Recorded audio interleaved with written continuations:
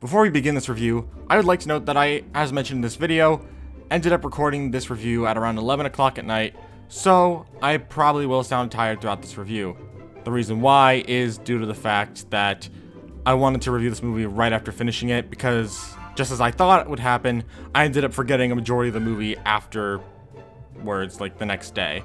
So, as this is recording the next day, I'd clarify, I cannot remember almost anything about this movie, so that is why I will sound tired, because I wanted to get the review filmed while I could still remember what happened in the movie. So, yep, thank you all for understanding, and I hope you enjoyed this review. Hello everybody, JGC Anime here, and today I am going to be reviewing Fairy Tail the movie, The Phoenix Priestess, or Fairy Tail Movie 1, Hoya no Miko. I don't know. But yeah, that's what we're here to review today. Now, this might be a bit strange considering I've never reviewed Fairy Tail before, but that's mostly just due to the fact that, like One Piece and other shows like Bleach and stuff, I don't really know how to review it since it's a episodic series rather than a seasonal series, so it's a lot harder to review. But I figured I'd review the first Fairy Tail movie, since I've clarified in a few videos now that I really don't like this movie, and I will get into that in this review, so let's just hop right into it. So, what is the story of the Phoenix Priestess? It follows this girl named, I believe her name is Claire, and she, along with her partner, Momon, try and just like travel the world as she's searching for something, but she can't remember what. And then she ends up running into Lucy, Natsu, and the rest of the Fairy Tail crew, and they agree to, or more like they kind of force themselves onto her by agreeing to join on her adventure. By the say agrees, they decided to go on her adventure with her without really her saying much about it. And yeah, that's just the story, where she's on this quest to figure out what to do with this strange stone that's attached to her, which is part of like two halves of the same stone that will end up creating some world-ending threats that plays very much into a generic fantasy story role. And yeah, that's the plot. And yeah, that was a terrible summary, but I just finished watching this movie, and I am at the time of this very tired, because I'm recording this at like 11 at night. And yeah, so we're just gonna keep rolling with this. So I'm honestly not big on this movie because, as I mentioned before, I don't really like this movie thanks to the fact that it is very like sped through. Like, part of it feels very well paced, while the majority of it feels very cut through and just tries to squeeze what could have been probably an episodic story arc into less than an hour and 20 minutes. And I just feel like it felt so off at times, and there was just not enough for me to fully get invested. Plus, it has my number one least favorite story like beats that I don't know if that's how you refer to it, that I just despise, which I can go about in the spoiler section. And yeah, overall, the characters aren't that different from how they usually are. However, we do get more focus on Lucy. And I'm just going to say this outright. I don't like Lucy. I am not a fan of Lucy. I have never liked her from episode 1. I really don't like Lucy, which it frustrates me because she is one of the main characters, but I don't like her. I've never liked her, and I don't get why so many people like are obsessed with Lucy, because I've never really gotten her character. I've always found her to be a whining, annoying baby of a character, which I'm sure that's not how most people see her, but that's the way I see her. And so having her be the most like massive spotlight in this movie, other than a Claire, it kind of frustrated me because I don't care about her. She is my least favorite character in the entire cast, and I just don't really enjoy her that much. So seeing her as one of the major faces, and even then, even though she's one of the major faces, she's not like the biggest focus. She's kind of there where she's bonding with the Claire, but not fully, because it just kind of happens. Their friendship just kind of happens. and it doesn't really feel like there's any build up to it. It's just kind of, they like have this one event that leads for the two of them to get to know each other slightly better, and then boom, they're the bestest of friends, just because.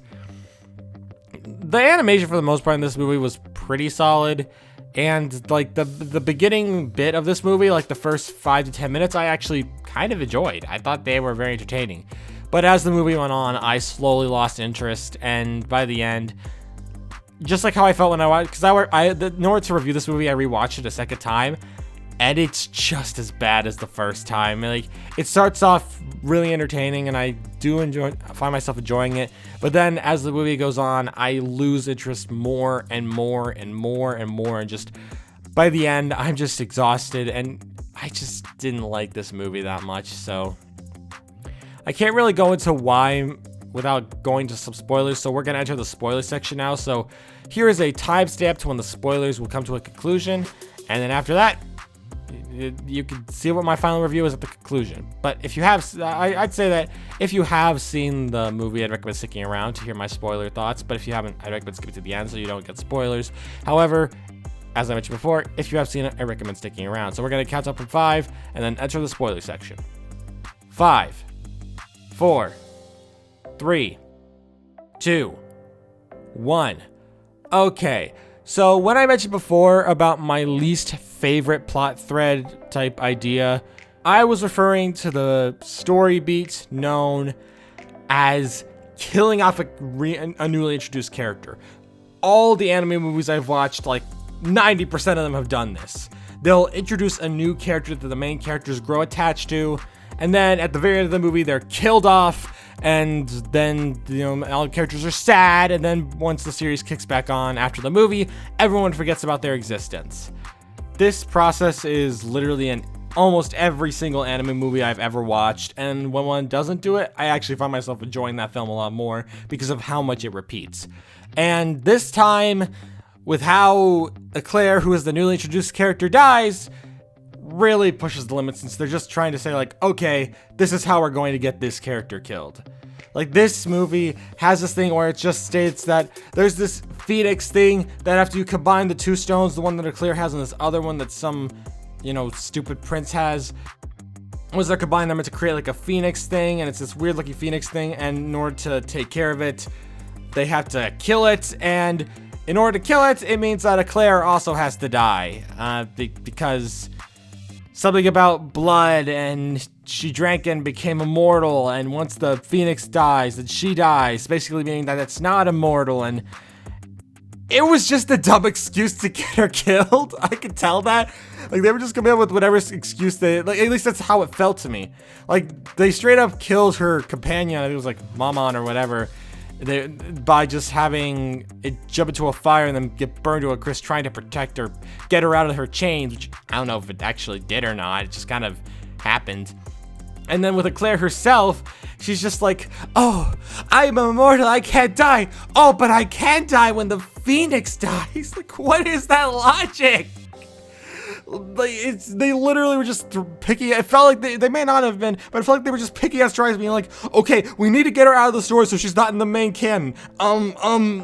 Because this thing could do this, she dies. Like, it felt so ridiculously convoluted, and it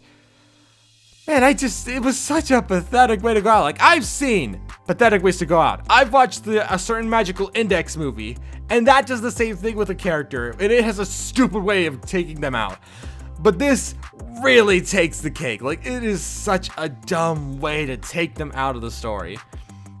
And yeah, I have a huge gripe with that and how the way they handled Eclair's character and how they killed her off. And it's just the whole gripe I have with anime movies in general. Like, almost all of them do this. If you're going to watch an anime movie, expect to meet some character you're never going to see again, and then, or because they'll die by the end of the movie and then never be talked about in the series. That's why there's some when a series actually brings back a movie and talks about it, I appreciate that. But for the most part, most anime movies just kind of forget about it. And overall, Eclair's death just didn't mean much to me. Like, after watching it the second time, I still felt nothing. Like, there was not enough for me to care about with Eclair. Like, because we only have this one movie to get to know her, I didn't have an opinion. Like, I could not get into her character. So when she died, when everyone was just like, cry because it's so sad. And I'm just like, dudes, you've known her for like a few days. Chill. At least that's how it felt to me. Because the way it was like pacing the movie, it felt like they only known her for like 2 to 3 days. So why are you acting like somehow you just lost your mother? Like, what is this big, like, emotional connection with this character? You barely know her. You shouldn't be bawling your eyes out in sadness about this girl's death. You should be like, oh, man, I really like this. Why did she have to die? Like, you wouldn't be bawling your eyes out like you just lost your childhood friend. It doesn't work for me. It might just be a stupid paranoia thing of mine, but I hate when stories do this. They try to make it seem like this character meant a lot to the main characters, but just most of the time it sucks. It just doesn't work.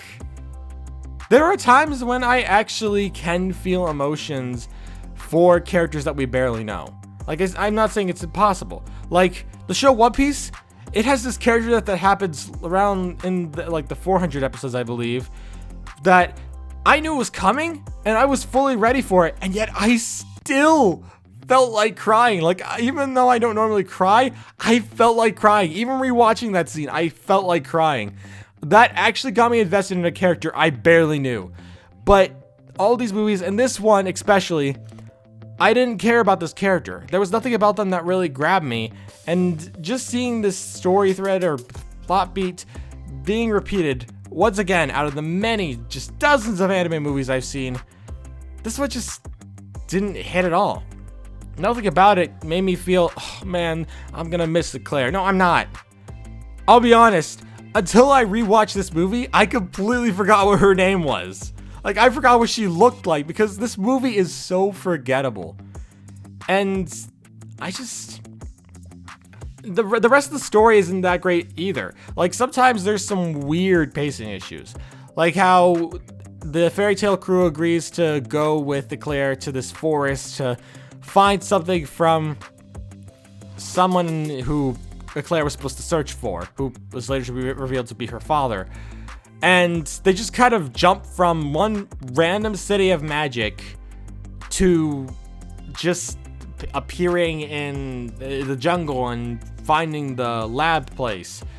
Just this whole story felt like it could have been told in episodic form, and it would have been handled so much better than it was in this movie. And the thing is, the pacing isn't the only issue. Like, sometimes there's straight up moments in this movie that don't make sense. Like, there's this big chase scene at the beginning of the movie where Lucy and the team, you know, her, Natsu, Gray, Urza, and everyone else, Wendy, and, you know, all of them, they're chasing this guy. I can't remember his name right now. I think it was like Geese, and he's just like this minor threat that they were chasing at the beginning of the movie before he escapes.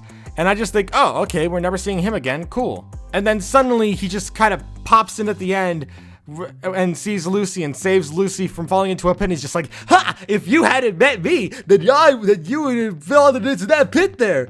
And they were trying to throw like some weird lesson saying that the people Lucy meets, like, alter the way everything goes, and just like her meeting people can lead towards a better future or something. I don't know. It was just this weird random lesson they crammed at the end. And there's also this other lesson about how magic can bring sadness as much as it can happiness, and I don't know. It's this weird thing that I felt like they were going for something, but honestly, I just couldn't follow. But yeah, this movie it did not stick anything to me right. Like, I could complain about this movie probably for like hours, but in terms of compliments, I got almost nothing. The most I maybe got is that Natsu, who is still probably even after having watched a lot of Fairy Tail, I haven't finished it, but I've gotten pretty far into Fairy Tail. Natsu still stands as my favorite character in the entire Fairy Tail series. And in this movie, he still shines, despite the fact he feels more like a background character. And yeah, I just wish this movie was better. I wish this movie was more entertaining to me, and it wasn't that great of a movie. It's so weird because every single time I've seen people talk about this movie, most seem to say that it's actually a pretty good movie when I don't see that. I didn't enjoy it, and I still stand by that. I didn't like it. Even upon the rewatch, where I thought it was a little bit better, since I already knew what was coming and everything else, it still was a very terrible movie, and I didn't like it. And yeah, I don't got much else to say than I wish the other characters in the fairy tale group got more attention, because I didn't feel like anyone really got much. Even Natsu, who got moments to shine in this film, didn't really do much for me, and his scenes are cool, but for the most part, the movie's very mediocre, and I don't like it. Because in terms of fairy tale, I enjoy the actual main series more, and I'd rather rewatch an entire arc from that series than rewatch this movie a third time. And yeah. So we're at the conclusion of this video, and what are my final thoughts? It's just as bad as I remember. There are very few qualities that I actually enjoyed in this film, and while I did think it was a bit better this time around, it was still not great, and it was really bad. And I wouldn't recommend this to anyone who thinks this is some epic, fun fairy tale adventure through a much longer length and better budget. It's not that great, and I kind of regret watching it a second time. As I mentioned before, though, it's not as bad in some regards, but it's still really bad, and I still didn't enjoy it this time around either. So yeah, that's why I'd probably have to give this movie a 4 out of 10. It's still not a good movie. The only reason it doesn't go lower is because there were a few pieces of it I did enjoy, but for the most part, it was not a great movie, and I regret sitting down and watching it a second time, honestly. And yeah, that's all I really have to say. Thank you all for watching. If you're new to the JGC Anime channel, don't forget to subscribe. I always welcome new anime fans to the channel. And yeah, I will see you all around. Peace!